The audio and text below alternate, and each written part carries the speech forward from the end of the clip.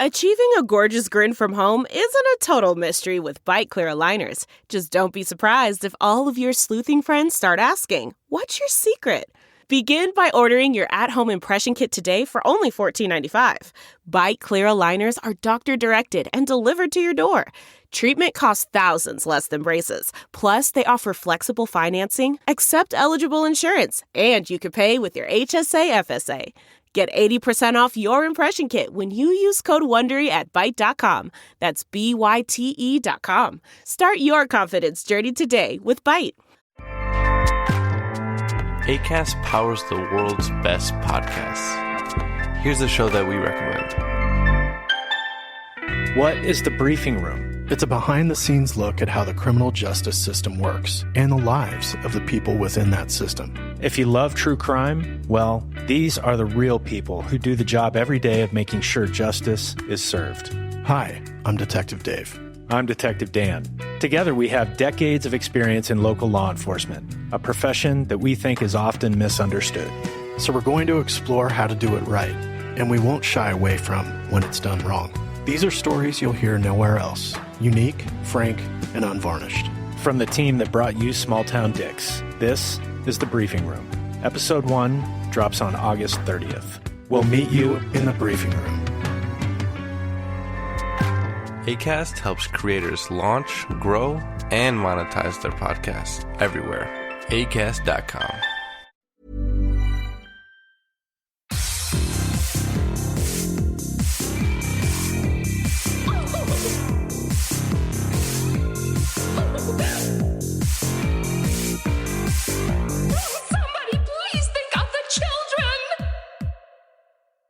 And welcome back to Scarred for Life, the podcast where we open up old wounds by looking back at the films that scared us as kids. I'm Terry. And I'm Mary Beth. June is LGBTQ plus Pride Month, so each week our guest will be a member of the LGBTQ horror community and will bring with them a movie that traumatized them as a child.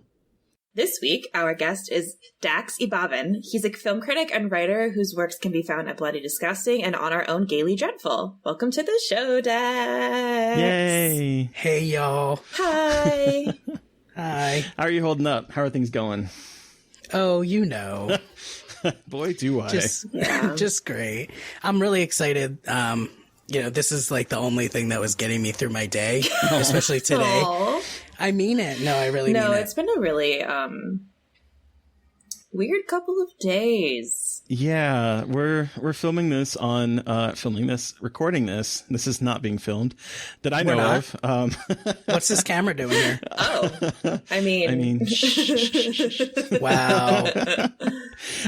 We're recording this on the first day of Pride, and it has been quite a weekend, quite a week, quite a few weeks. Yeah. Quite a lifetime, if you ask me. Yeah. But we just want to make sure that we recognize that, because a lot of shit is going down right now, and we hope everyone is staying safe and careful out there right now. Yeah. If you protest if you feel safe doing it, but if you don't feel safe doing it, then just donate and speak up. Lift up those other voices that might not be able to do it. Exactly. Yeah, I have so many friends who, I live right outside of Philadelphia, so they're all going to the protests, and I have had some people who, things got violent and they didn't get out in time. I have had so many people contact me for some reason and just say, like, I feel useless. What should I do? What can I do? And I'm basically telling them the same things that y'all just said. Like, you're not useless if you can't or don't feel comfortable going to a protest. Yeah. The first step of advocacy is knowing what the issue is and addressing it and being outspoken about it. That's so important. It's way more important than people even realize. Yeah, I agree. And I know it's like a scary time right now with pandemic also happening, I guess. So, just don't be quiet. Uplift Black voices, listen to Black voices, and call out those racists in your lives. Please, guys. Amen. There you go. Amen. Yep. So but not to start on a heavy subject. we have, guys, we have to address it. Like, it's important to address it, especially like within the horror community, and like making sure we uplift all of the people of color, LGBTQ, like, I don't know. It just feels like now, especially with all of the stuff that's happened in the horror community recently, it's just like we can't be quiet about stuff anymore. One hit after the other, I swear. I know. It's been I don't know what you guys are talking about. It's been great. Woo! Things have been completely normal.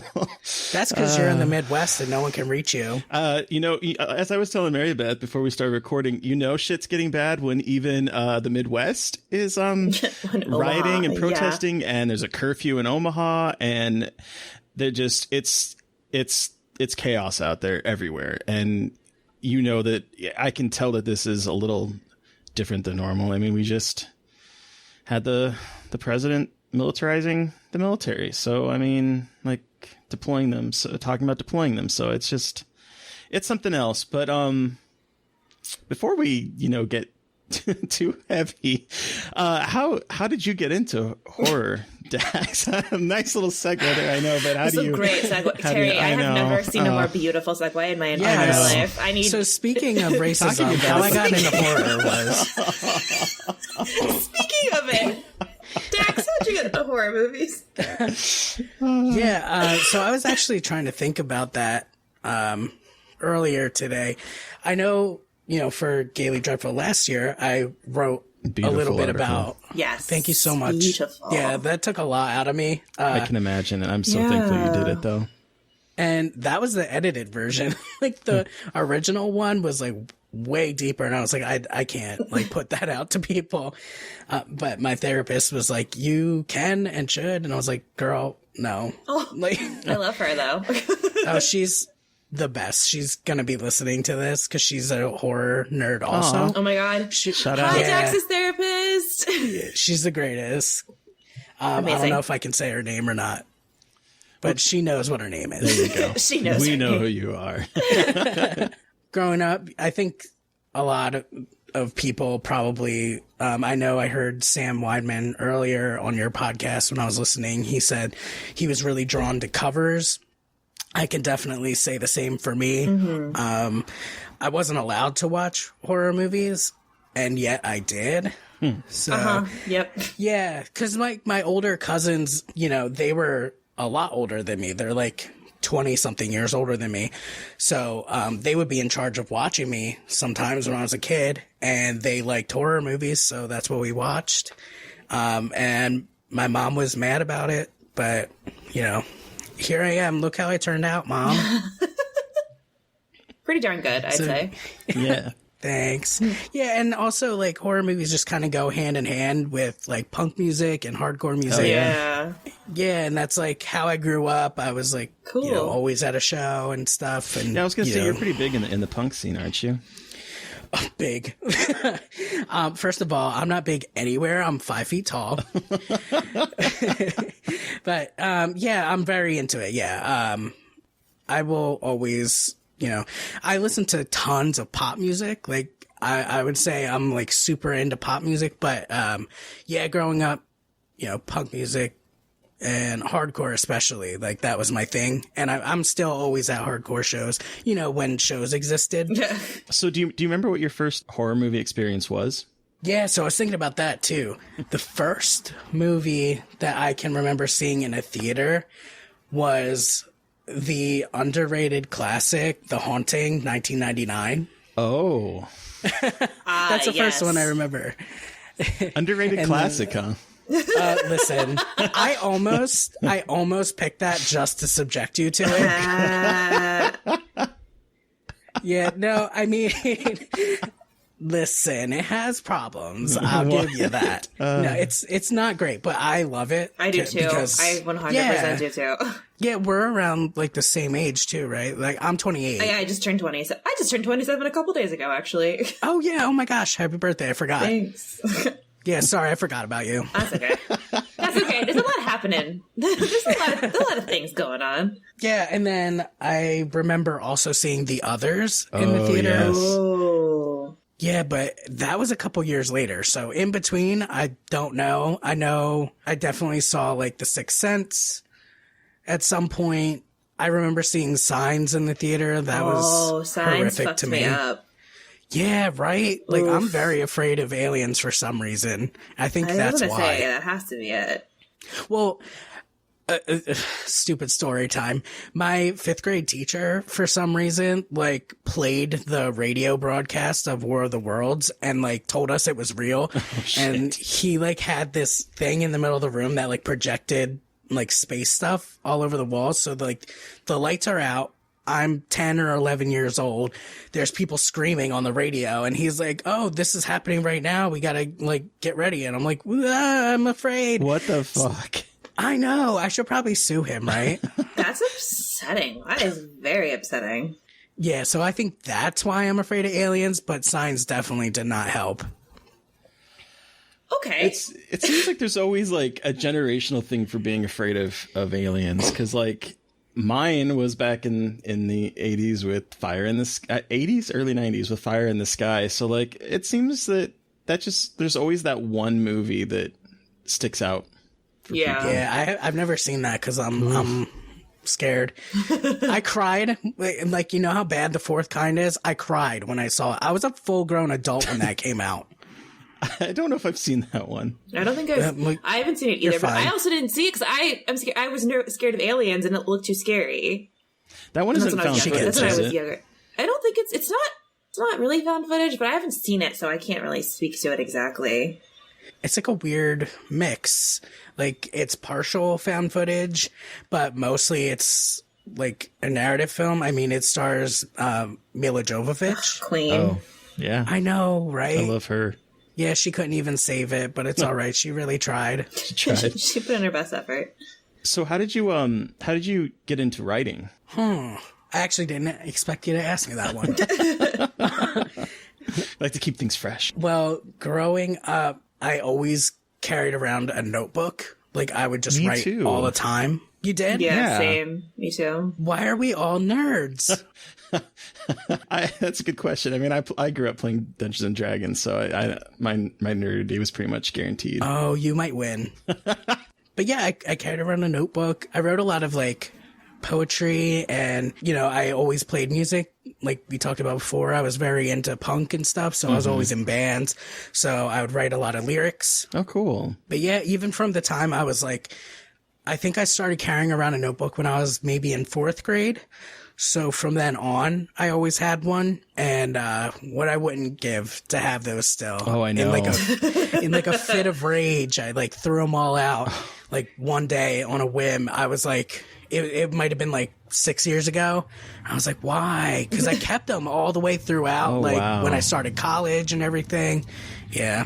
I just remember a time in high school where I had written this short story in my notebook, and I was at theater practice, and I guess I left it on the stage, and like I didn't realize that I left it on the stage, and so then like I was at home and I couldn't find it, and that was like the most devastating. I found it later. I mean, this has happy ending. I was like, going to be sad. I was like, not the stage. It was like the most devastating thing for like the day. Cause I mean, you know, I got home and I'm like, I can't find it and everything's closed. The school was closed and I was just absolutely panicked until the next day when it was luckily still there. But yeah. And like, how panic stricken were you when you realized that if somebody opens it, they're going to like know your brain? I know. No, thank you. Yeah, no. Uncool too. I've had people do that to me. Oh. Yeah. And I was like, listen, I promise there's nothing in my head that you want to know. Like, there's nothing interesting in there. Like, you were better off before. I guess to get back to your question. So I started writing about horror specifically, maybe in 2011-ish. Okay. I had taken a film class, and everybody in the class thought that I was a film major. I'm not. I'm a psych major. So I was like, dang, maybe I like know stuff. Because I've always been like very obsessed with horror movies, and I'm sure we'll get into that. I started a blog like on Tumblr. Oh, okay. Ah, the good old days. Right? R.I.P. R.I.P. They ain't dead. They just suck. I know they keep sending me messages like, "Why haven't you been to your dashboard?" And I'm like, "You know why." So you were writing on Tumblr. How did that transition to writing for Bloody Disgusting, which is amazing? Yeah. Well, first of all, thank you. Yeah, so I just wrote like kind of shitty reviews on my blog for a while. They were a little too formal, you know, it kind of seemed like college essays, like how I was writing them for my film class. Oh, yeah. Yeah, so I started like, you know, just trying to work on that. I actually published first in Philly Gay News, which is Okay. yeah, that's like a newspaper around here. It's like all LGBT, you know, staff and, you know, kind of their perspective on current events. Cool. I did that, their like online version. And then I actually pitched to Andrea at Rue Morgue. Oh, yeah. Yeah, and she actually was like willing to like give me what you call it. You know, the things where it's like you post them all the time. What's the word? I'm a fucking writer. Like I don't know what you're talking about. a column. Goddamn it. Oh my god. Listen. It's been a while. It's been a month, 2 months, a year, my gosh. whatever. I didn't like give you guys any help with that one though. I'll take the blame. Yeah. So It was pretty ambiguous. So I had pitched her like a column about B movies. Oh. And she was like, cool, we could do that online. Then my aunt passed away, unfortunately, and I just kind of like stopped doing everything. Yeah. Like, I was just done for a while. And then like, it's so weird how things happen. So there was this girl that I like grew up with from like elementary school on, and she would always message me and be like, do you have any like good horror movies? You know, I want to watch something. And unfortunately, she also passed away. And that was later the same year. And that kind of like woke something up in me. And I was like, I feel so horrible right now. And the only thing I can think to do, like as soon as I found out, the only thing I could think to do was to write about a horror movie. So I started doing that again. And then I pitched to, I think it was John Squires first.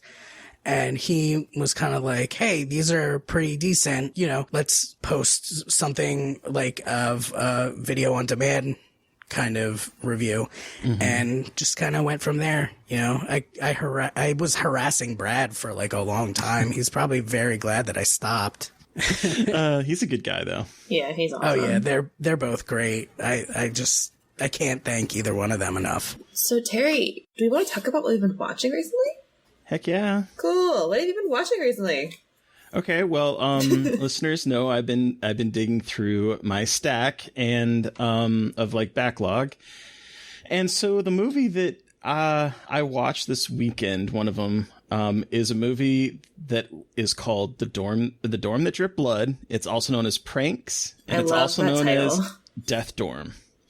It has gone through so many different names. I think it was something else before it was Pranks as well.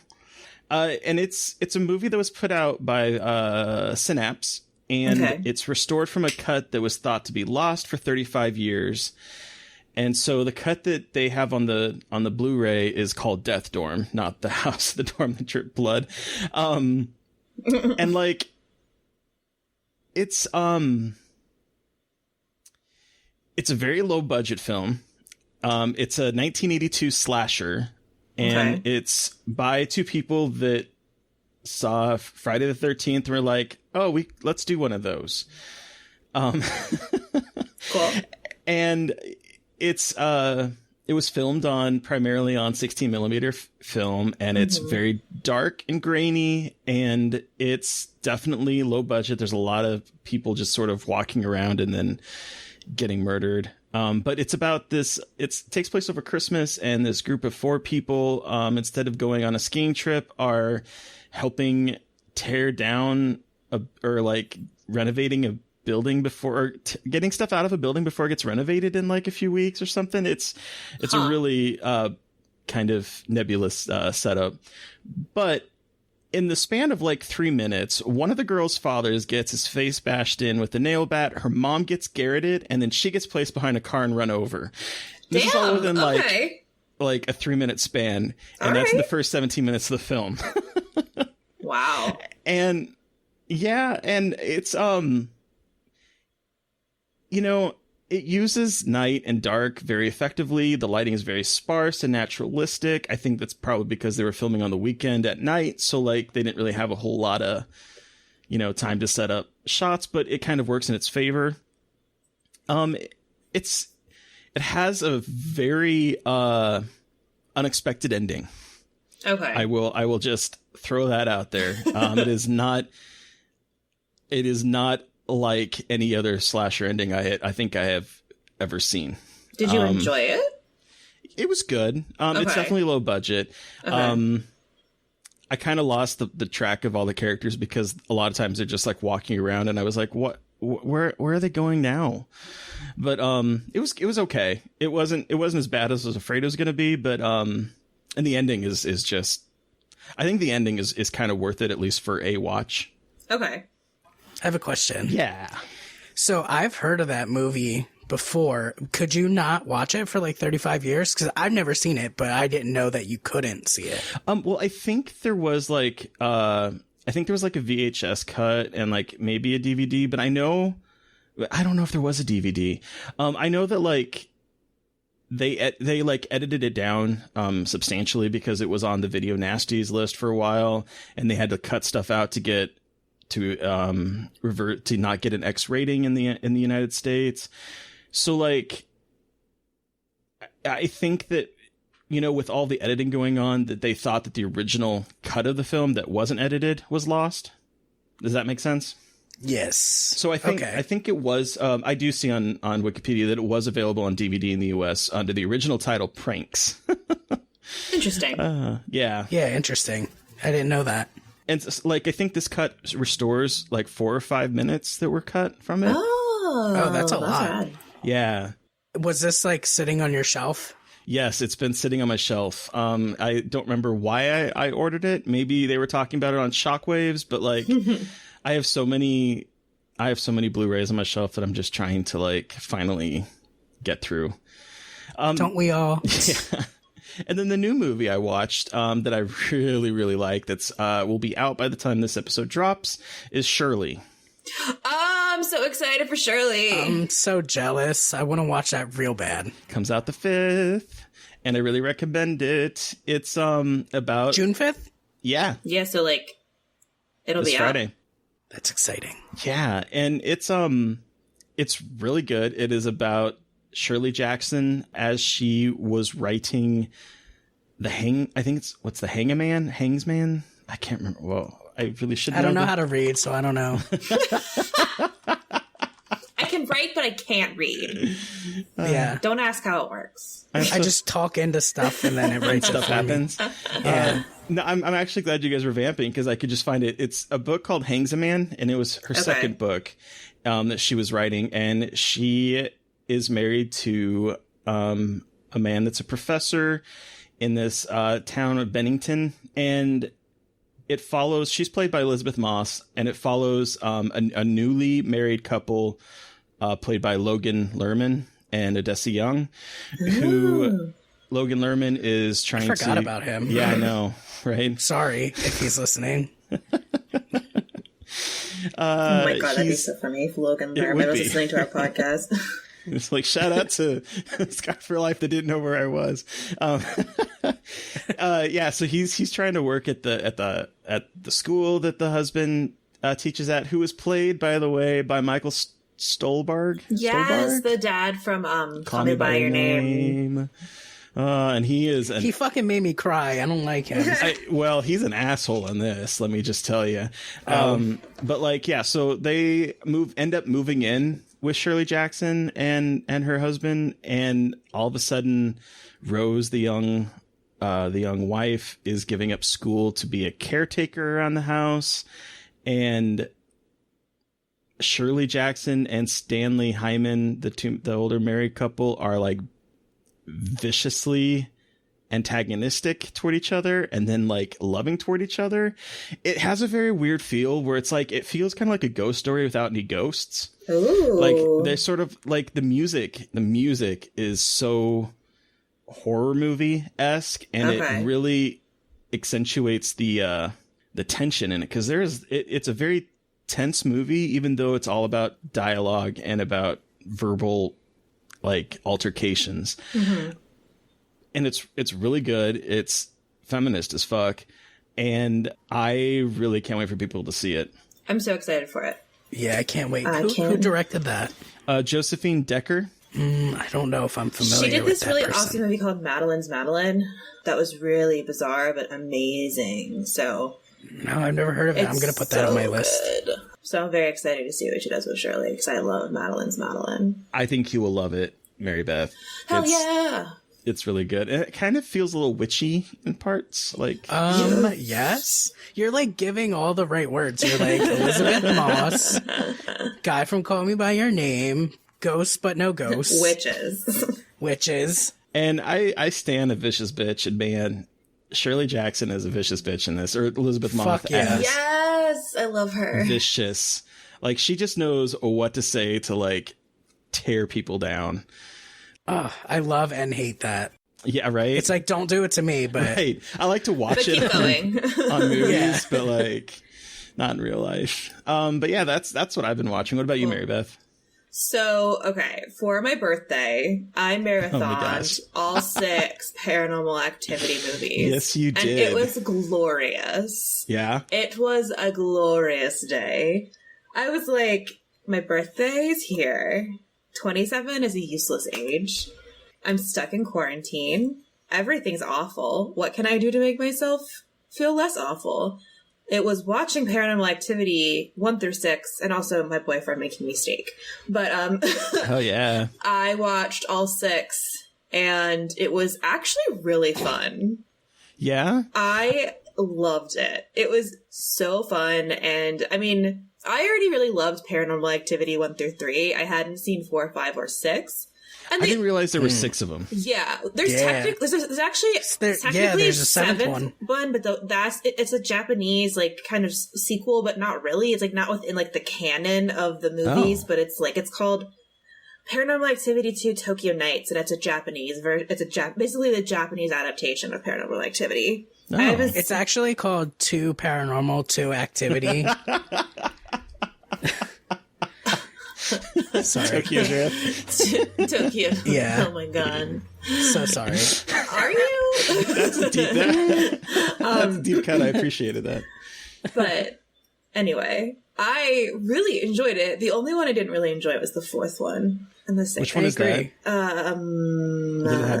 Was it just 4? It's like the neighbor girl, right? Yeah, it's just 4. It's not. Maybe I have seen that one. It's like the neighbor has a creepy kid and starts doing really creepy stuff, and the kids are just, it's like Creepy Kid Central, and it's like basically a commercial for Xbox Connect. Oh, yep, I have seen that one. Remember that. Yep. I could take or leave 4, 5, or 6, but 1, 2, and 3 are really great. So good. And I also used to watch those because they used to come out around my birthday. I'm born at the end of October. Oh my god, amazing. Yeah, so we would all always like go do that. I have a twin sister, and my mom and my aunt that I was telling you about earlier. I love it. Horror is a family affair. Yeah, well, no, my mom hates horror movies, but she's coming around ever since I like showed her Insidious. Oh, interesting. How that's the movie that turned her. Yeah, and my aunt my aunt would pretty much watch anything that I told her to watch. We were extremely close. Okay. But yeah, they thought those movies were so funny. Like they were those annoying people in the theater where like you're scared and they're cracking up. I was one of those for one of those movies. I can't remember which Paranormal Activity, but it got to the point where it was like almost kind of in a way a parody of itself. So like anytime a door would creak open and people going, I'm like, come on. This is I was the person. Wait, also no, Paranormal laugher. Activity: The Ghost Dimension was garbage. Yeah, I hated that. So I'm not saying that. Was that in 3D? I think it was supposed to be. It was like it basically was like took the idea of Paranormal Activity, but then put a bunch of CGI in it, and it just like That's like the weird Christmas one, right?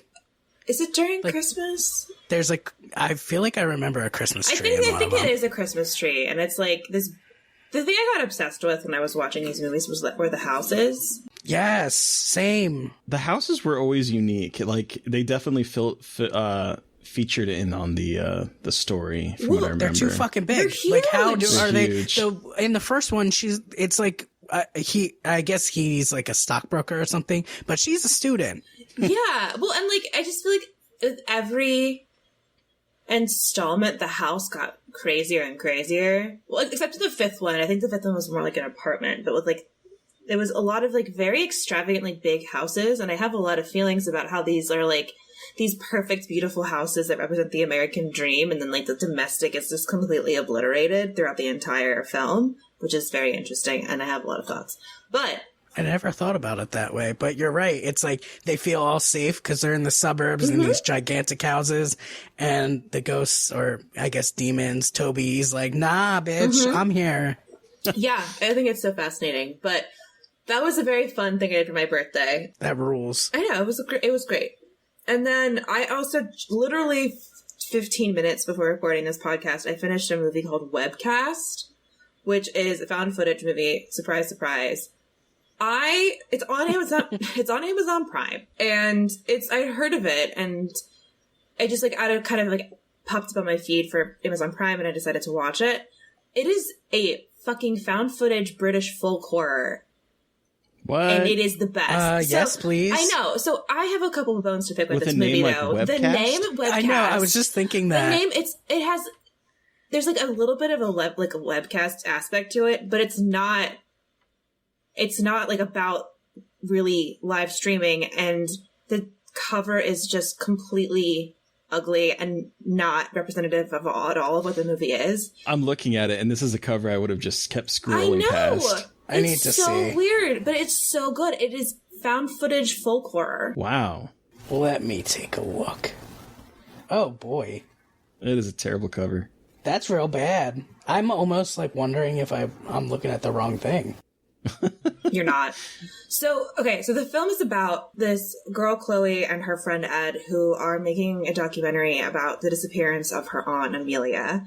And it takes place in Britain, or in England. And so it's her documenting, like trying to like ask questions and like kind of build a story around her aunt, Amelia. And in the process of filming it, they kind of get caught in between like a girl escaping from the neighbor's house and running into them. And then they're basically told, oh, she's a drug addict, don't worry about it. But then they kind of keep digging, and they kind of stumble into this like crazy cult witchy situation. And it's real good. It's my favorite things. It's real creepy, it's real good, and I wish the cover and the name were better, because Webcast is the name of Chloe's show on like live streaming show, but it's barely it's like not in the movie very much. And like it doesn't. Did she seriously name her Webcast? Her last name is Weber. I mean, like, right. I know, but like her last name is Weber, so Webcast. But like the name of it it makes no sense for the movie, and it doesn't even like talking about like SEO. Like, come on, at least put two B's in it. Come on, 20. Yeah, that's what I was just thinking 2014. too. People don't know about this shit. I mean, his name. If the name is Weber, put two B's. I can't. I'm choosing to let it go. Good. See? But just know that I'm mad about it. I'm going to let it go, but I'm not happy about it. Yeah, so it is... It's from 2018. I lied, and there's no excuse for that. But I really enjoyed it. It was really surprising because I thought it was going to be another, like live cams finding death. But it's witches and creepy folk horror, and it's so good. So I very much enjoyed that one, and I recommend it to everyone who might see it on Amazon Prime and think it looks like cheese, and it is not cheese. It is very good. I mean, you sold it to me. Thank you. Under the customers who watch this item also watches Butterfly Kisses is there. I've also seen that. I know you have. We talked about last week. You were talking about that. Fucking Butterfly Kisses. It's like, I don't think about it, and then it pops into my head. I'm like, ugh. Dude, I fucking wrote down a note when you guys were talking on the last podcast. with Sam Wyman, because when you were explaining that, that really sounded like Doctor Who to me. I could see that, yeah, with like the angels. Yeah. Oh, yeah. That's like the same concept. Yeah. So someone's getting sued, is what I'm saying. Well, they don't have the creepy eyelashes. You don't know. Have you ever been close to one? That's a very good point. I appreciate that. I haven't, so I'll think I also about see that they are recommending The Butcher Possessions, which looks like another terrible I haven't. cover. Yeah, I keep getting that suggestion, and I was like, I think that one might not be very good. Oh, it's only an hour and 10 minutes. Sometimes you can make an exception, and sometimes you just don't really want to. But so Dax, what have you been watching, listening, enjoying recently? Well, I don't know. I've been needing like a mental break. Wait, real quick, would y'all mind if I like ticked off the list of these notes that I wrote down? Because some of them I think you'd want to hear. Yeah. Yeah. Okay. First, I guess I wrote down what my first movie was that I watched. It was at home. It was Rocky Horror. Oh. Yeah, that was on in my house when I was a little kid. But that was obviously at home. You know, I'm not a time traveler. Or are you? Well, listen. I also wrote down saxophone, the gayest instrument. Yes. Because I also continue to explain that. I also played the saxophone growing up. Hell yeah. Yeah, I didn't know that about you. Wait, That the saxophone rules, is the gayest instrument. It right? is. I was in a ska band too. Oh my God. That's amazing. I know, that's such like a... That's fucking cool, though. Is it? I think it's cool. Whatever. I was the lead singer, and I played alto sax. Hell yeah! That's so fucking yeah. cool. Yeah, it was like a ska punk band, obviously. Yeah, that sounds amazing. Because if things are like too happy sounding, I don't know if I like it. I'm just kidding. I also wrote down MySpace songs because I wanted to know what your MySpace songs were. That's like a need to know. Oh no! I'll tell you mine. Mine Don't was. know. I remember having Bad Romance by Lady Gaga on there, Right. and also I remember having The Smiths on there, and Womb Envy by Paint It Black, which is a hardcore band out of Philly over here. Huh? Mine probably That's a was good some mix. It's a good random mix. 9 Inch Nails song. Oh, fuck yeah. Like that's probably what it was. I honestly don't remember. I was not cool Liar. enough for I was not cool enough for MySpace. Like I had an And you account, but thought I was like, honey. I was like, what is this social media? Like, it was at that age where, for, Yeah. Oh, that's true. a lot of people are now, growing up with it. Whereas like, I was like an adult and I'm like, I don't understand what this is. What is MySpace? What is a Facebook? Like, I didn't know. Oh, so you think you're better than us? I do. Well, yeah. Just kidding. I was out of college and everything when Facebook, took off, and I'm like, what is a Facebook? I don't understand what this technology I still shit don't is. know. If anyone wants to tell me, just let me know.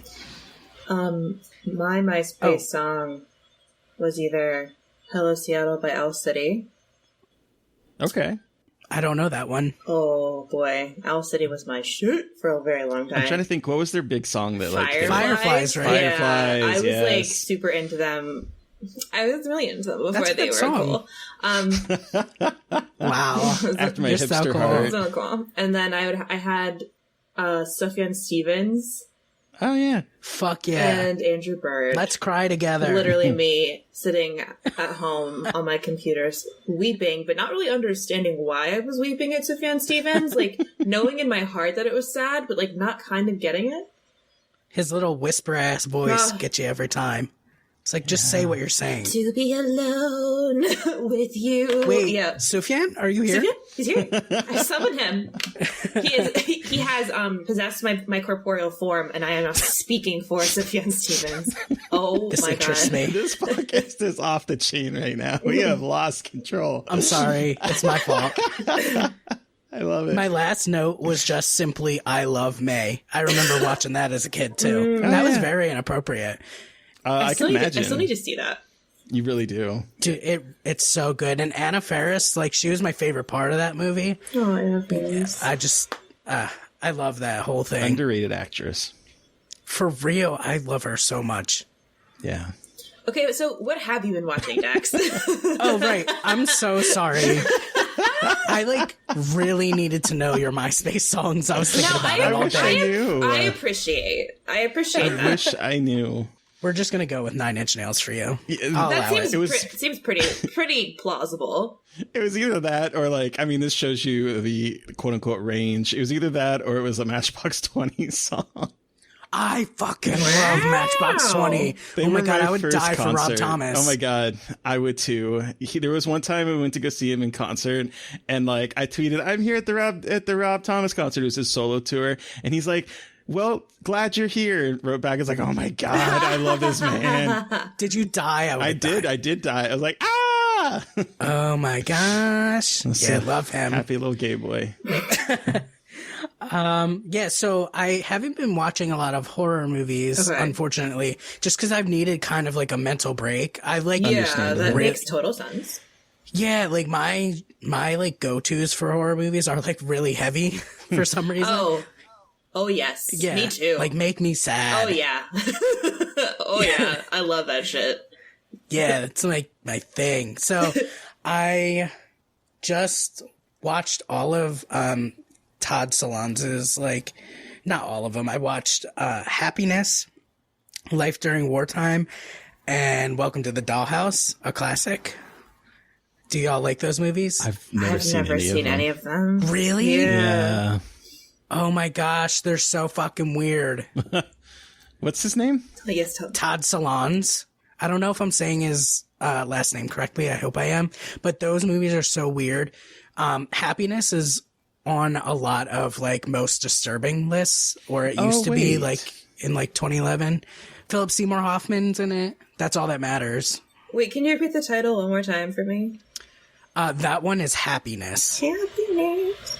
Okay, I know I've seen this box art for Welcome to the Dollhouse. I don't know if I've seen it or not, but that picture I know I've seen in the movie at the yeah, movie it's like store. iconic. Yeah. Yeah, that's a really good one. I think they're all like so funny. Life During Wartime, this is my first time watching it, and I had bought it on Criterion, so I was like, I need to finally watch all these movies that I bought. Yeah. And that one was like, okay. I rated it like a 3 out of 5 on Letterboxd. Okay. But Happiness is like great. It's really weird, and it's definitely like a pitch black comedy. Okay. So just go into it knowing that, because otherwise you might get like offended. Sweet. Good to know. It's fucked up. Honestly, it is really fucked up, but it's great. And then Welcome to the Dollhouse, also fucked up, but Dawn Wiener, she's so relatable, and like it's just so fucking funny. Heather Matarazzo is really great in that movie. Her. Right? Yeah. Yeah, she's so great in that movie. And then other than that, I just stress bought some French horror movies. Which ones? Tell me them. I love French horror movies. Me too. They're like my thing. They're the best. Yeah, remember when I just said I like to be sad? Exactly. And I like heavy movies? Show me someone's body getting torn to fucking pieces.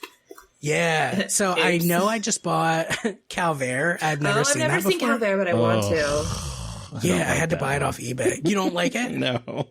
I'm in the minority of people that watch it, and I haven't seen it since it was on Netflix, when Netflix was still like testing out their, online capability. And so it was like a really shitty copy of it, because like HD, what's that? Yeah. And like, I did not like it, but I know a lot of people do. It has some uncomfortable overtones.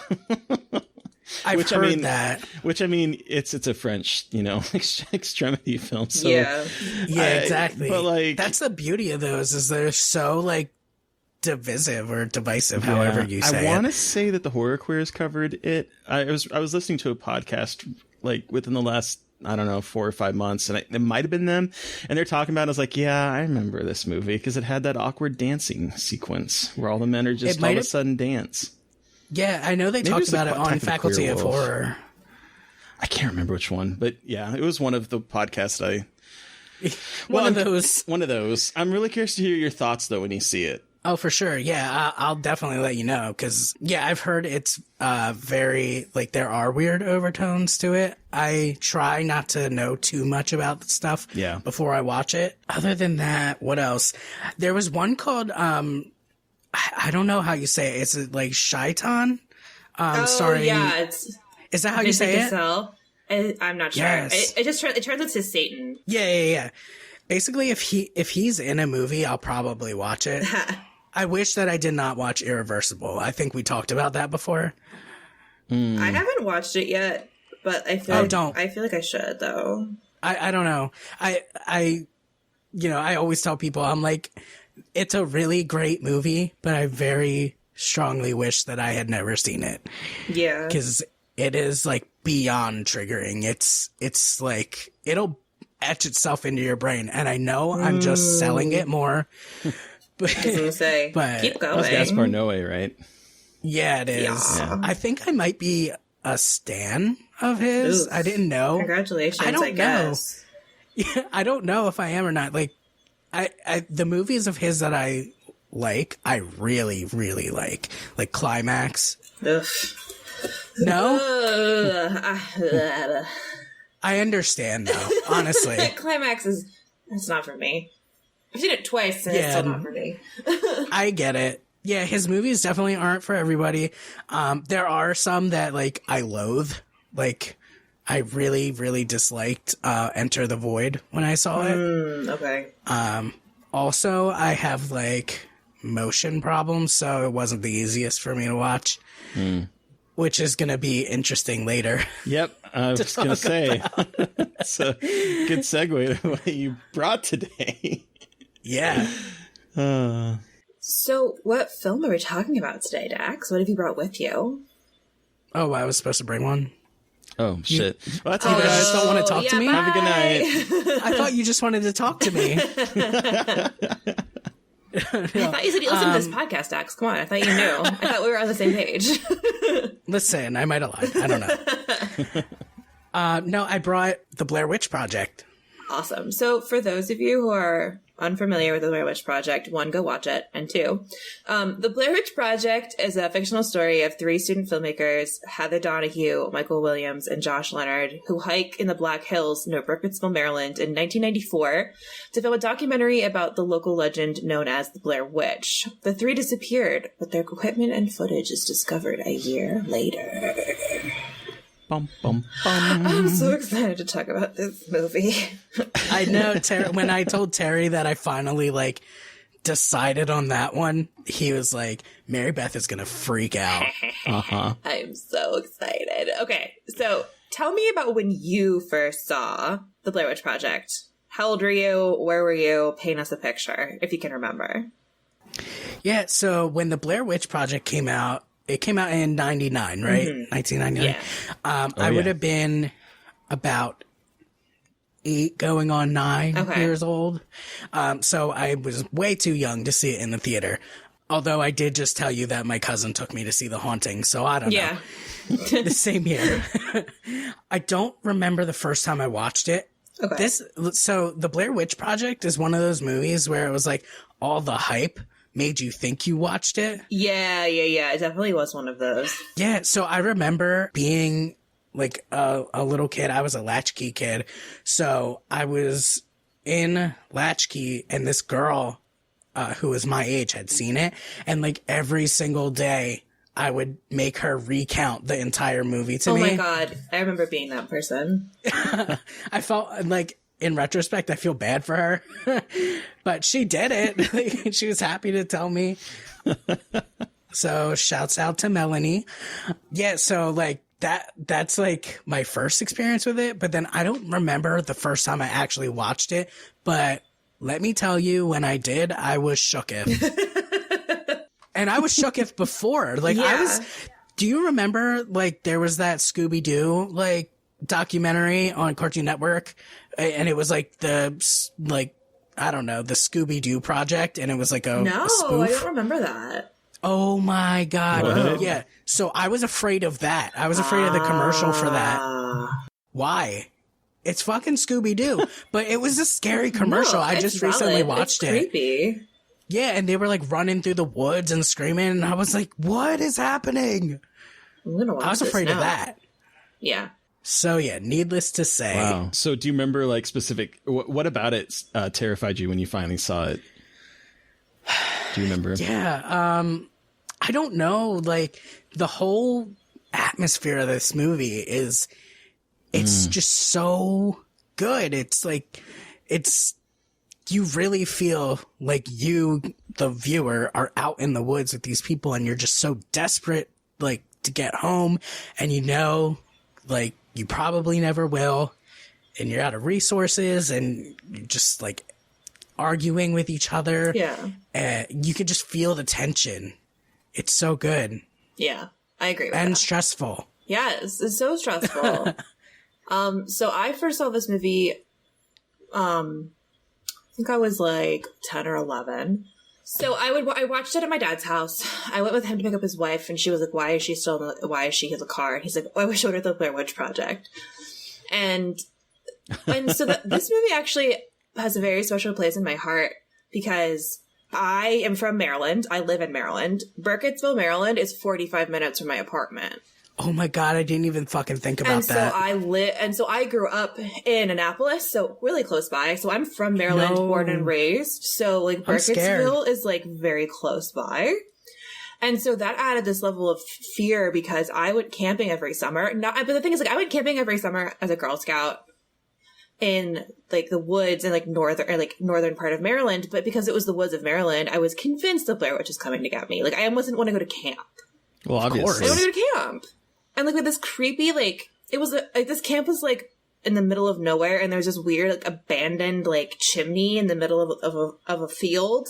And I was like, that's haunted as shit, right? And they're like, probably. She's coming out of that. It was terrifying. So it's like the Blair Witch meets the Ring. Well, your first mistake was even agreeing to go camping. So let's start there. I know. It was Girl Scout camp. It was fun. I got to ride horses. True. But True. that movie like really shaped me as a horror fan, I think, like, as a young horror fan. And it was a movie that I was always so disappointed about because I would share it with people and they would say it was the dumbest thing I've ever seen. Like, I tried to watch this at like every year I had like a horror movie night for Halloween with my friends, and I was like, we gotta watch the Blair Witch Project. They laughed the entire time and made jokes. And I was like, no, how do you get, like, it was so weird to me because there was nothing about that I ever found funny. No. And watching, and they were laughing hysterically the whole time. And I was like, that was the first time I really like experienced that kind of like weird cognitive dissonance that happens like when you think something is terrifying and really good and somebody doesn't at the same time. It was like, it was awful. It was so embarrassing. And like, they weren't mean, but it was like so strange. It's annoying. It was just strange to me because I was so terrified of it, and it had this like myth, like level of myth in my head. And then they watch it and they're like, this is dumb. I was like, what? This is not stupid. This is terrifying. That's when you tell yourself, you know, they're just laughing because they're scared. Exactly. I mean, very good point. Well, and like the thing that I'm obsessed with this movie is like everything, but the sound design and like the way that it started this trend of like barely showing anything and still making you so fucking scared. Like, you don't really see anything in this movie, and it's phenomenal how terrifying the imagery, like the very brief imagery is, but also the soundscapes. Like, I can't go into the woods and hear like any like rocks hit together or anything like that without being terrified. Like, such simple sound design created such a horrifying film.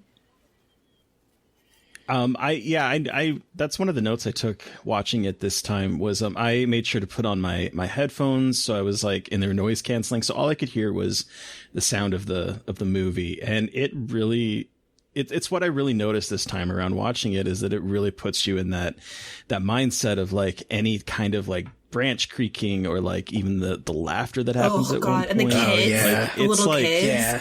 Mm-hmm. And that's barely audible. Like, if you weren't paying attention, you might not hear that. So, okay. Right. I'm gonna jump on a rant real quick. Not a rant, but a love of found footage. I'm here for it. So this is why I love found footage, because it's a film, it's a style of filmmaking that makes you look. Like, it really makes you look and makes you work for the scares, which I really appreciate. I think it needs you to be an active and an engaged viewer. And I think that The Blair Witch was one of those films that really started that, and being like, if you're not watching and listening and like really taking in the world of the film, you're not gonna be scared. But like, if you're all in and invested and just like devote your attention to it, it's amazing. And I so like, you know, I look at my phone while I watch movies sometimes. It's just like, you know, distractions. But like, it's so fascinating how found footage movies aren't as impactful if you aren't giving it your full undivided attention. And I think that's amazing. Yeah. Like, it wants you to be like, it's begging for interaction, which I love. It's not a passive experience. Like, you're in it. Yeah. Yeah, I never thought of it that way. I think most movies probably are super affected if you're not giving it your full attention. That's why I like to go to the theater, because it just feels like when I'm at home, I cannot pay full attention no matter what I do. But you're right, like, definitely for found footage stuff, like, you have to pay full attention. Exactly. And that's something I really like, how it pushes against those kind of like passive viewing experience expectations. And it also like, it teases you. Like, it builds up, makes you think you're going to see something scary and you don't. And it kind of creates this false sense of comfort, I guess, in a way, even though you know something bad is going to happen. And like, that's why like the Blair Witch Project at the beginning, they're just like 3 happy students like going to make a film, and they're like smoking a joint and eating snacks, and like, it's great. And then it's just the degradation is also so horrifying, and just watching them slowly like become shells of the people we saw at the beginning of the film. Yeah, and just knowing that, like, I was listening to an interview with Eduardo Sanchez, the director, was at some point, and he was saying, like, you know, those 3 actors, they were out in the woods the entire time, like, even when they weren't filming, and they were surviving on like no food. Well, and that's like, the whole production behind this is like very odd and like a little upsetting, I think. Yeah, it's like, a little sketch. It's a little sketchy, because it's like, you know, they were 3 like non-actors that who wanted to be actors, but no one really knew them, and they like put them in the woods, and they each had like kind of an idea what was going to happen, but I guess they also hid in the woods to scare them and make sounds. Yeah, they did. And like, there's no way they knew exactly what they were signing up for. Yeah, and the other thing I think that is pretty sketchy about the whole thing is that, you know, after the movie came out and they were like, these people are dead. They were like, I don't think they told the actor. There was something that the actors like didn't really know about like the didn't know they were supposed to be dead, like how long, and so. And they knew for a while. They had to lay low for a really long time, but like, they didn't expect it to blow up as much as it did, but they also didn't see a lot of the money from it. That sucks. So it sucks. I just wanted to like bring that up, because I know that like the history of the Blair Witch Project is like a little bit icky, and like how the actors were treated afterward, but. Yeah, for sure. I don't think it could be made that way today. Like, they did it, I guess, for authenticity, and they definitely achieved that. Especially when they're like, you know, the 3 of them are at their wits' end, and they're just like, get me the fuck out of the woods. That has to be real.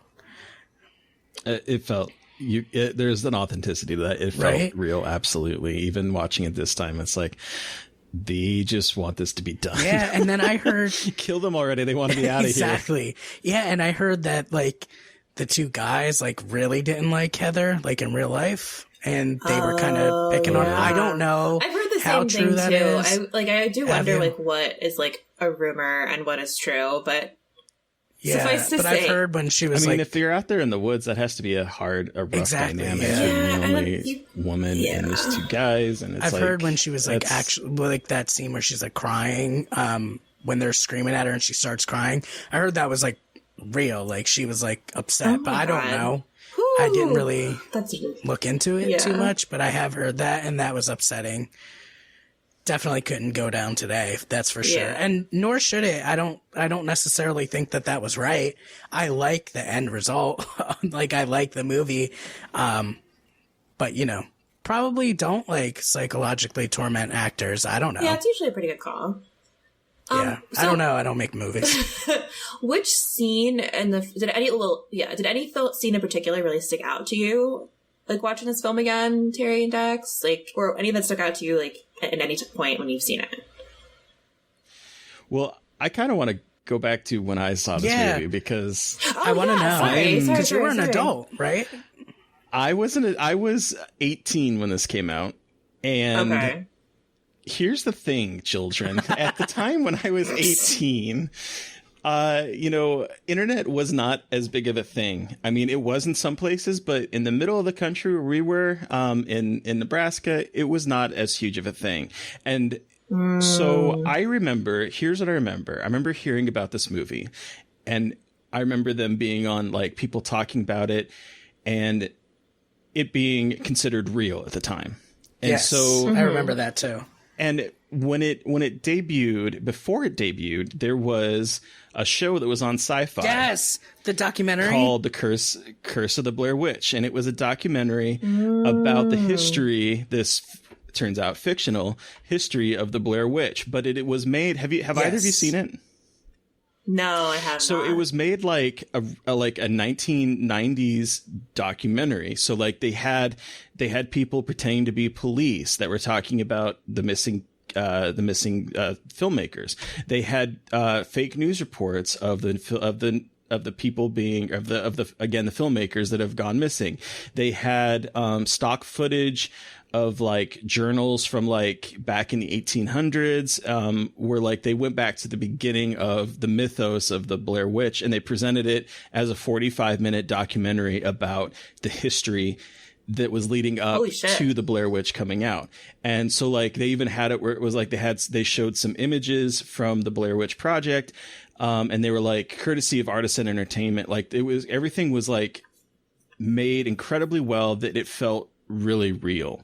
And that came out July, I want to say it was like 11th, and the movie didn't come out wide release until I think the 30th of that month. And so there was a period of like that time where I had watched this documentary and I was like, oh my God, what are we watching on this in this movie? Is this going to be like a snuff film?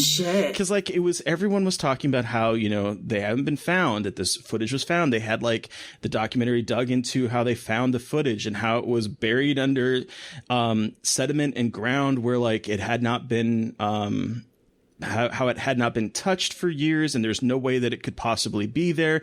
Like they went into this whole thing of like everything, so that in my mind, when I went to go see this movie in the theater, I thought it was real. I thought we were really watching the last moments of a person's life in the theater. And I remember talking to my coworkers and being like, oh my God, the Blair Witch is real. I had whipped myself into a frenzy that almost everyone around the time that was hearing about this movie were also dealing with. Like, this movie was the first like viral sensation.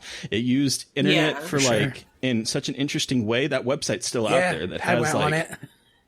The original. So did I. And I was like, oh my God, I remember going to this at work because like that was where I got most of my internet, was at work, and my coworkers were like all huddled around my computer as we were watching the evidence of like the wow. And it was this whole thing. And then I saw the movie, and it absolutely, so before I even went into the movie, I was absolutely terrified. And then I saw the movie, and I just remember being so scared through the entire thing, because I thought at that point that it was real. And then of course, I mean, I also fully thought it was real when I was a kid.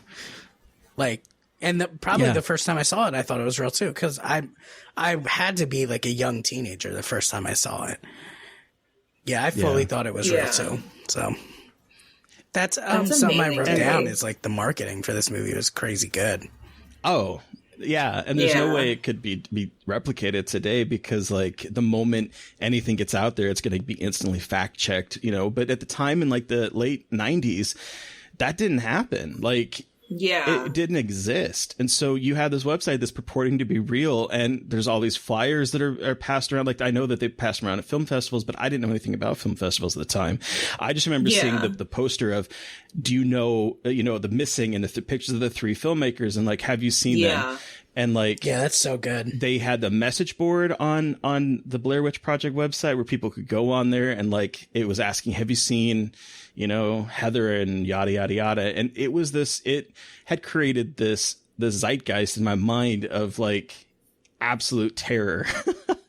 And then of course, Wow. like the moment afterwards where Heather and them all of a sudden were on like television late night talk shows. My coworkers were making fun of me and mercilessly teasing me for having built this They're up in my head. such liars. They thought it was real. Well, you know what? Rude. I know. Everyone did. Pretty much, yeah. Yeah, so like I actually really recommend. I really liked the documentary. I watched it again today before we recorded, and I think it's a really well done mockumentary about the history. Like it really does a good job of setting up the movie. So like you go in with this kind of knowledge of like, oh, this is Coffin Rock. Oh, this is where they were this is where this happened. This is where that happened. So I would really recommend it. I know that it's on on the Blu-ray or the DVD that came out of this movie. And it also was included with iTunes if you bought I think it's on YouTube. The Blair Witch Project through them. I think I watched it on there recently. I find it a bit slow, to be honest. Oh, really? I really enjoyed it. I mean, I didn't get... So the first time you saw that mockumentary was when it first came out, right? Yeah, it was on Sci-Fi. Yeah, I think that probably does change like how you feel about it. I mean, I don't know, but you know, you remember how you felt when you first saw that and you were scared. And like when I first saw it, I was like, this is slow for me. But I did watch the whole thing, so that says something. It did keep my interest. Yeah, so going with that, how do you guys think this movie is aged? I think it's aged pretty well, honestly, because I think hold on, I'm trying to think of what I want to say. Because I have like two thoughts on it. I think it's aged really well. I think the scares are still effective. I think because it didn't rely on like a lot of CGI and it was super low budget, I think it became very like applicable, and very like I don't think it really aged. But then at the same time, it does date itself because I think a lot of found footage does date itself in that it's so referential to the kind of technology it uses. So like they're very much talking about like different cameras they have and like talking about switching between cameras. So like in one aspect, it literally does date itself. But I think I love that about this movie and that like it is very much a time capsule. And I think a lot of found footage movies are like that. And so it still terrifies me. It still makes me nervous. Like I think because sound design is like such a big thing for me in horror, I think it's just like it's such impeccable sound design and it's used. It's like absolutely amazing. Yeah, I definitely agree. I love this movie. I agree for sure. I think it's aged like perfectly. I actually don't even think about like when you're watching it, you know it's the 90s because you cannot ignore the flannel. Yeah. The like flannel to undercut ratio is like a little too high for it to be any other time period. But yeah, besides that, like I think being fucking lost in the woods and desperate and alone, I don't think that has any like time, restrictions on it. I think it's a timeless thing. No matter when you watch that, it's going to be fucking scary. And I just think like, those three actors are like perfectly casted, I think.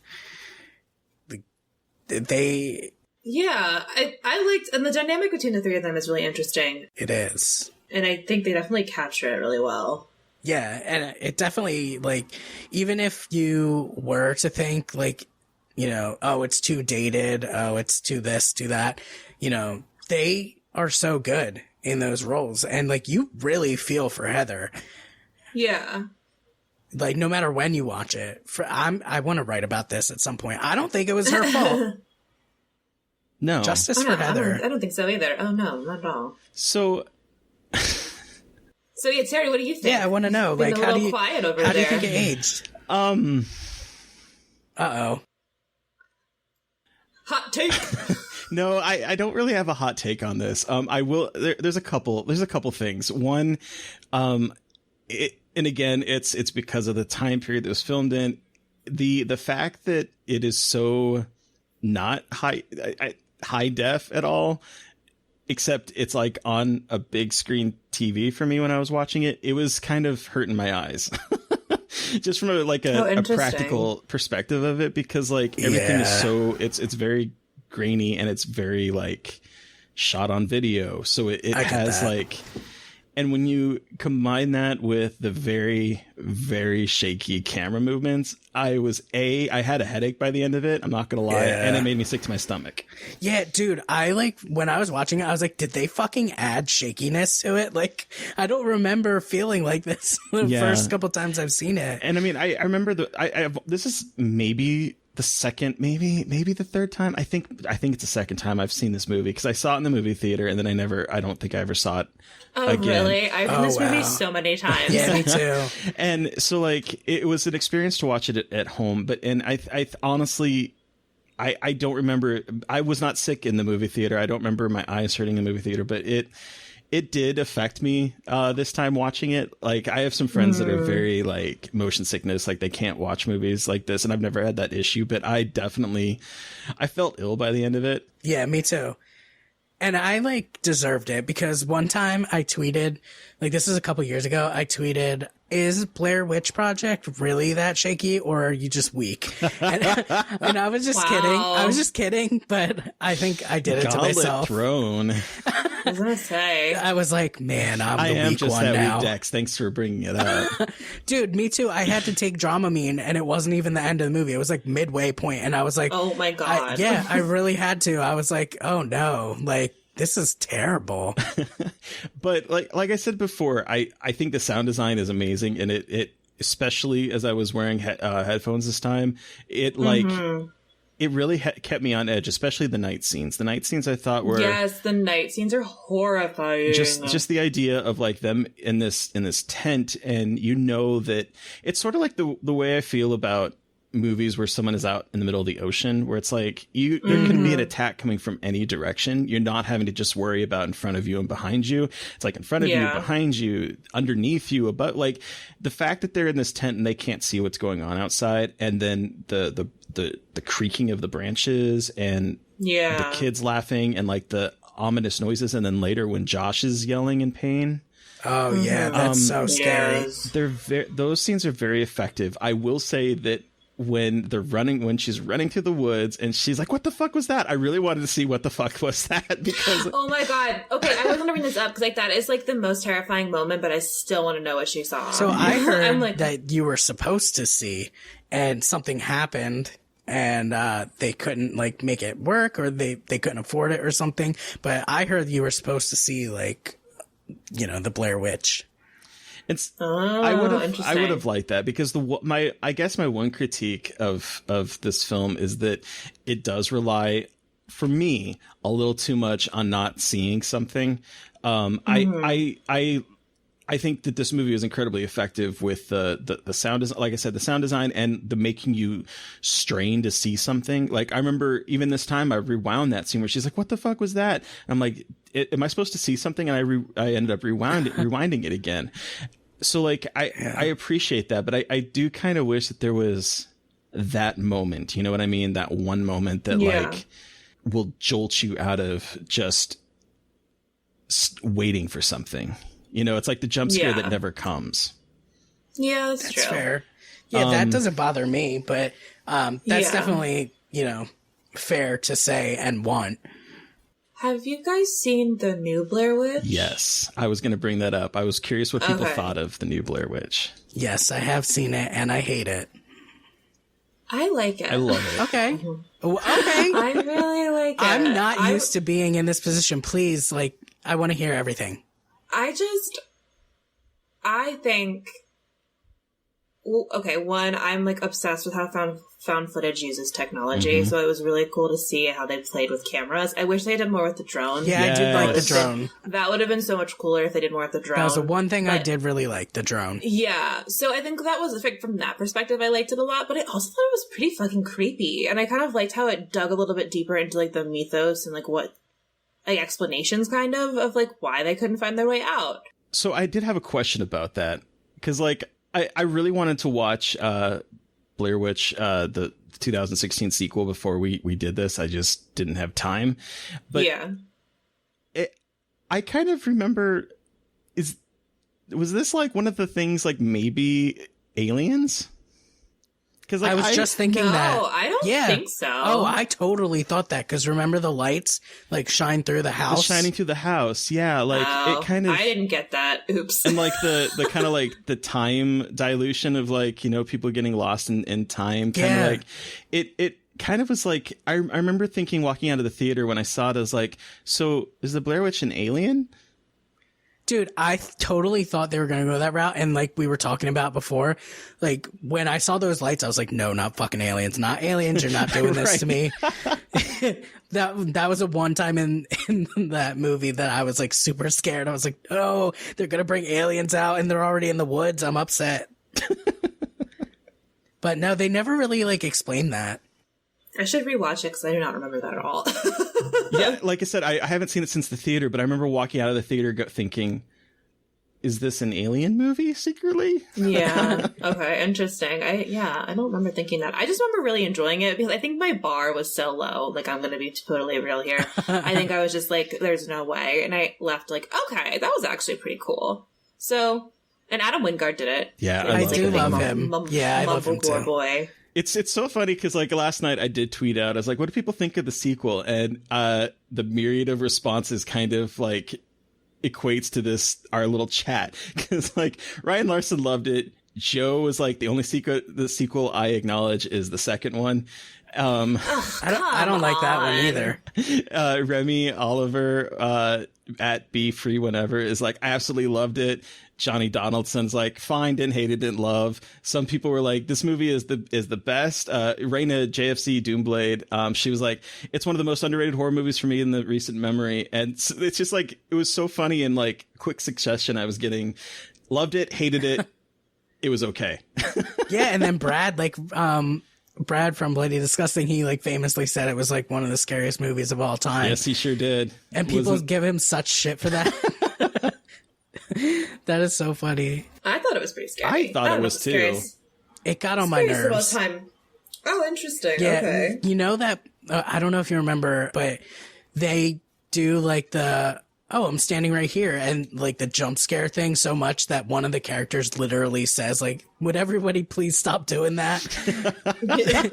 That was my thought the whole time. I was like, you have got to stop. I need to rewatch it. Yeah, I need to do a revisit. Do you guys like did to see rewatch the second one? No. I actually find, so I hate Blair Witch, like the remake from 2016, right? Mm-hmm. But I find the second one to be like unwatchable. Oh, wow. Oh, shit. I don't know why. Like, I just can't stand it. I've tried so many times and I never get to the end because I'm like, I can't keep doing this. I think I saw like the last half of it and I was like, why is this a thing? Like, it's not even found footage. Why would you do this? Yeah, I really like it. I love the idea of it. I'm glad. I think it's so campy. I'm glad that someone enjoys it. What do you like about it? I guess like, Joe likes it that too. sounded so like passive aggressive, but I really want to know. What do you even like about it? What? like what imagine I having even like such it. bad taste. I know. But no, I do really want to know. I do think it has like, I think it has a campy sensibility to it. And when I saw it in the movie theater, like, honestly, some of the twists at the end where like it plays with what they saw happening and what really happened actually did kind of like scare me in the theater. Oh, that's cool. Cool. But again, it's a movie that I have not seen probably since it came out on DVD when it first came out. Okay. So like, I don't know what my thoughts on it now are, but I remember really enjoying it back in the day, even though it definitely sidestepped the found footage genre to be a more mainstream, typical type movie. That's not even what I don't mind that at all. Like, I don't know, something about it. But I think that I'm usually in the minority on that. I think most people that I've talked to, at least, really like that one. I know a lot of gay men really like it. And that is who I talk to. There we go. Yeah, so can I wanted to ask y'all a question. Sure. Do you have any real urban legends from around your way? Oh, I'm from Maryland, so yeah. Yeah, because that's like my thing. That's part of why I love this movie so much. I mean, you guys know I'm from New Jersey. I have the Jersey Devil. I don't live. Yes. Yeah. Sorry. Yeah, because you're like really into cryptids, right? I love cryptids. Yeah, the Jersey Devil's scary cryptids. because have you ever driven through? No, the Pines. Yeah. I haven't driven with the Pine Barrens. I want to though. It's like so I drive through them, every summer all the time because I go to the beach that way, and it is fucking scary. They are like the darkest woods that you've ever been in. And I think that's probably part of why I was so afraid of Blair Witch growing up. Yeah. Is because like, dude, the Pine Barrens are scary. They're no joke. Like you can't see shit if it's dark. And just, you hear stories of like, the KKK hanging out back there. You hear like the Jersey Devil on top of that. It's like, what else? Yeah. Yeah. So, I mean, if you ever come up this way, like, I'll take a ride with you. Hell yeah. But I'm scared. Hell yeah. Oh, and have you ever, sorry, real quick. Have you ever heard of the Atco Ghost? No. Yeah. So that's like a really famous urban legend from around my way. And it's like, about this kid. He was like chasing a ball into the street and he got hit by a car.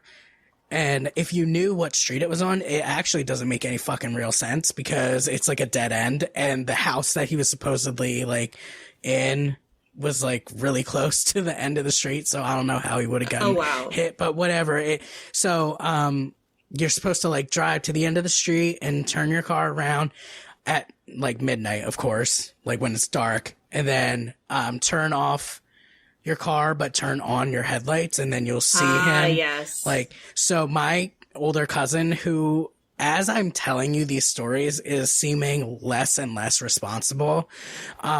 She's the same one who would show me all the horror movies. She got me into metal, like, when I was way too young, She took, like, my sister and I and my niece, who was actually only a year younger than me, because my brother was way older than me. She took us all like to do the Echo Ghost thing, and I'm kind of a chicken.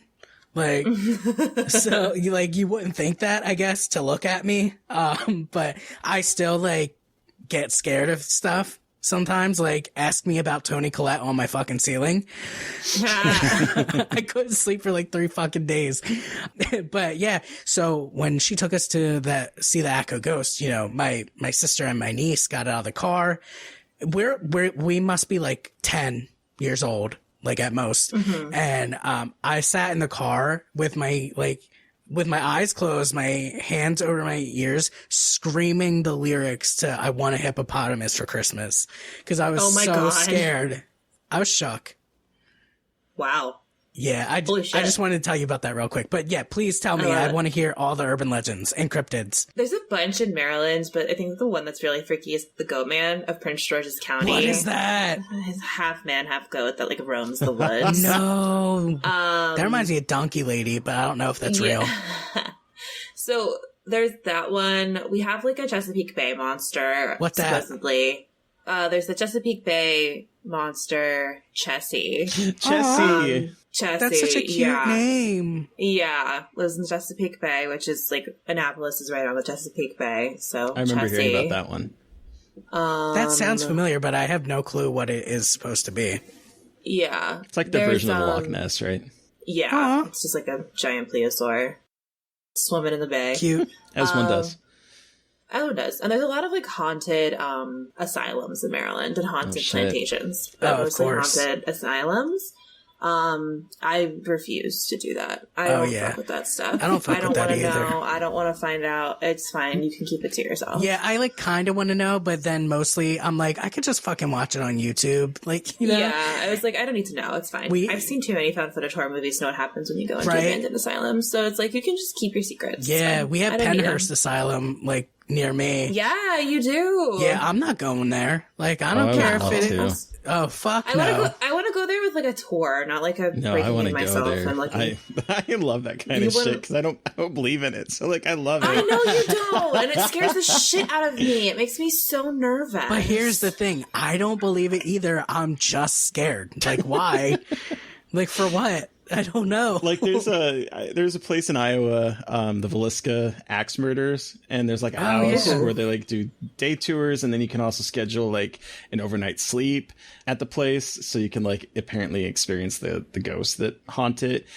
But like the only reason I don't want to do it is because like it's a farmhouse and there's spiders, I'm sure. Oh yeah, and it's not air conditioned, and you'd have to like bring your sleeping bags and like sleep on the hardwood floor. Like this does not sound like fun to me. Other than that, I would love to go there. Have you ever considered going to the Lizzie Borden house? I have thought about that. Yes, I've tried the waiting list to be like to stay in that room is like super long. I can imagine. Yeah, I want to do that, even though I just said that I wouldn't go to an asylum because I'm scared for no reason. I say, what's happening here? So You're mixing your messages, my friend. No. The one urban legend I know of in Omaha is there's a park called Hummel Park, and that has like a stairway that's called the Stairs to Hell because it's reported that it's impossible to count the same number of steps going up and going down it. Oh, wow. That sounds like people just can't count. There's like 188 steps, so people probably just lose track. But, but like, so that's like one of the urban legends around it. And the other one is that there's like a group of albino cannibals that live there. Oh, that's everyone's got one of those. Those as one does in creepy places, I guess. Like, I think albino cannibals is pretty much like a stereotypical urban legend around the country, but it's also like supposedly a hotspot for satanic ritual murders, although there's been no evidence, and like people have found bodies there, but they were probably dumped because it's like sorry, the way you said that was funny. Just so casually, you're like, there's been some bodies. Yeah, they can't prove the murders, the satanic rituals, but there are bodies. But it has that kind of like urban legend vibe to it because of like all of the, you know, the sightings and the stairs. I love that. And everything. I laughed at first because like I just thought of like how what was it, Stairs to Hell, right? Mm-hmm. I just thought like someone was probably with their friends and they were counting steps and then they lost track and their friends are like, "Oh, you can't count," and he's like, "No, it's impossible to count." And then that's how the legend started. Yeah. Or they're going up and down it and someone's like 1, 2, and someone else is like 3, 10, 9, 7, and they're like, "Oh my god, did you just see that? I lost count." I lost count. I love that. That's the only one I know of. My very irresponsible cousin also took us to find. So, do you guys know what Weird New Jersey is? Oh yes, I have weird. I had an entry in Weird Maryland. What? Oh yeah. Where can I see that? I have no idea. Well, listen. I used to read Weird New Jersey like all the time, specifically the haunted and urban legend. Just so everyone knows, they're books about like Weird Maryland, Weird New Jersey, written by someone, and it's like collects all of the states, like folklore and urban legends and cryptids and stuff. Yeah, thank you. They don't have them for every state, but they got one called Weird US, which is really good. But there's Weird Maryland, Weird New Jersey. There's a couple others. Yeah, and it's not just all like scary stuff. It's like just weird shit around the country. But the one for New Jersey had like Terry was saying, cannibal albinos, and my irresponsible cousin like took us quote unquote in search of them. Really? She took us just behind. Wow. Yeah. She took us behind, like, there's this place called Clementon Park near us. It's like this shitty amusement park that I used to work at. And there's like a weird little road behind it with all these tiny houses. She just took us there. She was like, "Now everybody stay in the car because if you get out of the car, the cannibal albinos are going to come out and they have hockey sticks and they're going to get you." And I was like, "Oh my God, no, they have hockey sticks." What an odd murder weapon. I know. Like, what are they going to do? Like, I mean, I guess beat me up. Yeah. but I don't know. Yeah. So that was also here. But like you said, that probably is around the country. How many coffin rocks out of 5 do you give this, Terry?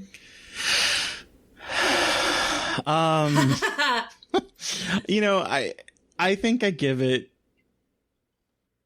I think for its importance in horror history, I probably would give it a 4. My personal take would probably be closer to a 3.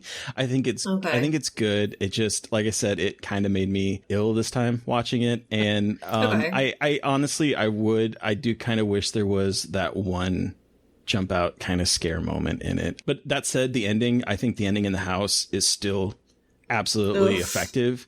Yes. Anytime there is like someone facing the corner of the room now, like that's been kind of I like know. it kind of freaks me out because I'm like, why is he in the corner? What is going on? Yeah. So I think that from that aspect, it's really good. It kind of makes me sick to my stomach. So I don't know if I will probably watch it again, as much as I hate to say it. But what about you, Mary Beth? How many coffin rocks out of 5? 5 coffin rocks out of 5 for me.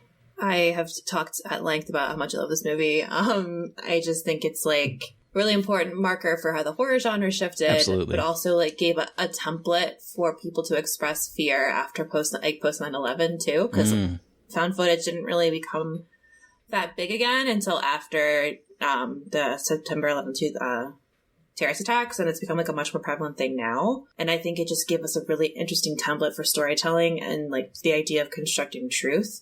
And I think it has such a fascinating impact, both when it was first released and now. And I also just think it's fucking terrifying. Like, I just am terrified of that movie. And it probably doesn't help that I live in Maryland and went camping in the woods my whole life. But like, this movie will be one of like those movies that really did scare the absolute shit out of me. So 5 coffin rocks out of 5. Dax, what do you have the final word? How many coffin rocks out of 5 do you give The Blair Witch Project? I also give it 5 out of 5. Woo! It did make me sick. It's literally sickening. But I just I love the imagery. I love the sound design. I think it's produced some of the most iconic imagery in horror history, if not film history itself. With, the stick figure, you couldn't go anywhere in the woods when you were a kid without seeing that stick figure. And then, with Heather, her monologue that she gives. Oh, yeah. Yeah, where she's super up close. It's so effective and sad and, terrifying at the same time and just so heartfelt. You really feel like she is just at the end of her rope and she feels like it's all her fault. Yeah. Which again, I don't think it was. Justice for Heather. And then, I love how the movie, it kind of explores arrogance and teenage arrogance, right? They feel you almost get the sense when they're going through the town that they think they're smarter than everybody who lives there. I don't know where they're supposed to be from, but it almost seems like they're coming from my neck of the woods and going down there and being oh, well, these are just hillbillies who believe some stupid story. And, they're proven wrong. Well, it's it's one of the points where they say you can't get lost in America now. And yeah, they and do. It's that arrogance. What? Yeah, it's you don't You have don't even have GPS yet. on your phone yet. Yes, Terry. Yeah. So I love how it kind of explores that idea, but it also is still sympathetic towards them because you realize that they realize that they were wrong. And I just it's so effective. It's so scary to this day. You're right. The end is so iconic and terrifying. And then the little handprints on the wall. Ugh. Oh God, that's right. All right, you convinced me 4 out of 5. I will. Yes. Yeah, I will say though, I do think that the mythos behind what was the guy's name? It was something Russ. Russ. Did I just name that bear? Russell, was it Russell Parr? Rustin Parr? Rustin yes, Parr. Rustin Parr. Yeah. I think that's a little. I want to say Rasputin. It's not Rasputin. We're naming everything. I was naming that weird bear from the 80s or something. Teddy Ruxpin. What? But yeah, I think the Rustin Parr story is a little underbaked. And I think some of it seems a little some of the story is a little tenuous, I guess you could say. But even that doesn't it doesn't diminish anything for me. I still would give it 5 out of 5. I think it's great. And I think that it's definitely a horror staple that people are going to enjoy for years and years. But I think once they hit around the 30-year-old mark, then they're not going to be able to watch it anymore because it's just going to make them feel sick. That's my experience. That's my truth. Right there. Thank you so much, Dax, for joining us to talk about the Blair Witch Project. Where can our listeners find you, and do you have anything coming up you'd like to share? You can find me at Dax Ebaben. That's DAXEBABEN on Twitter. I really don't have any other social media. I don't really have anything coming up.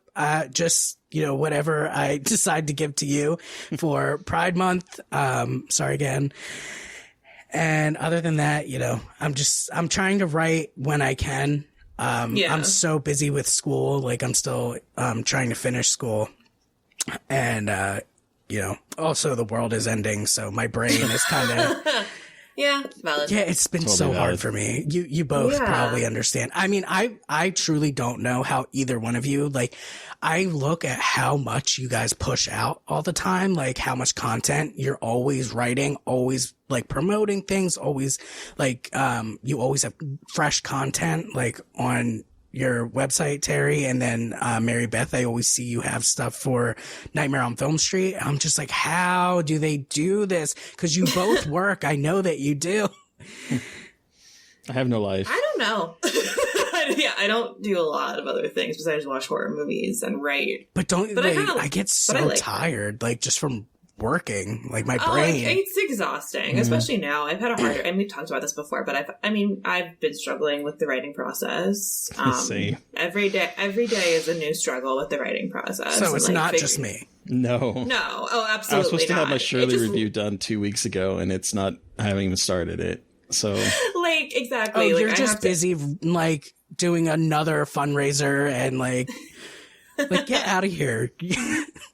I know. That takes no effort for me. It's everyone else contributing that's like helping me out. It's like, it takes no effort to like, change the world. Oh my God.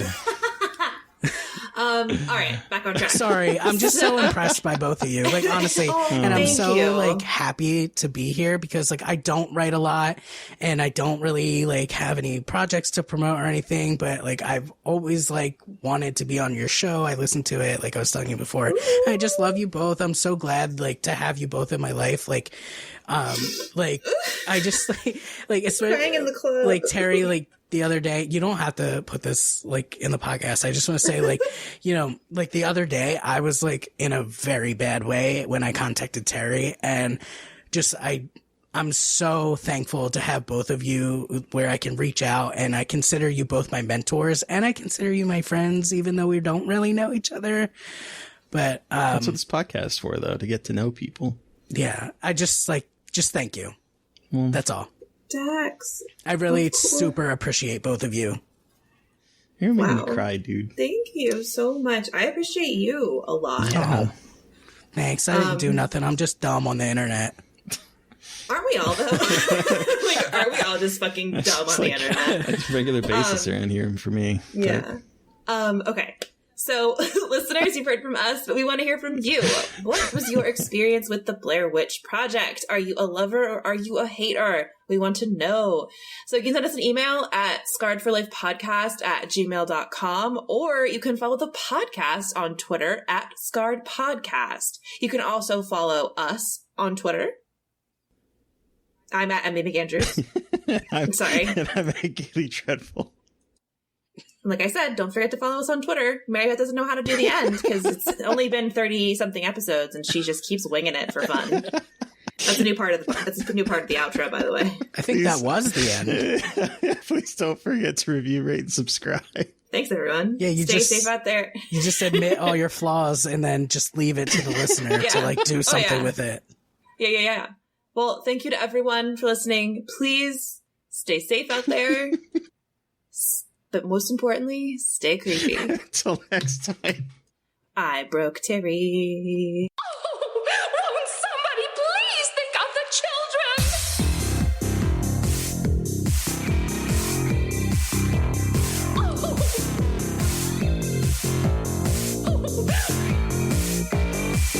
Won't somebody please think of the children?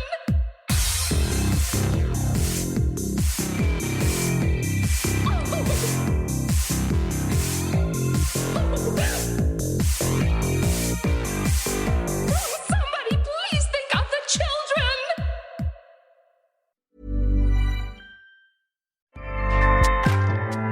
Acast powers the world's best podcasts. Here's a show that we recommend.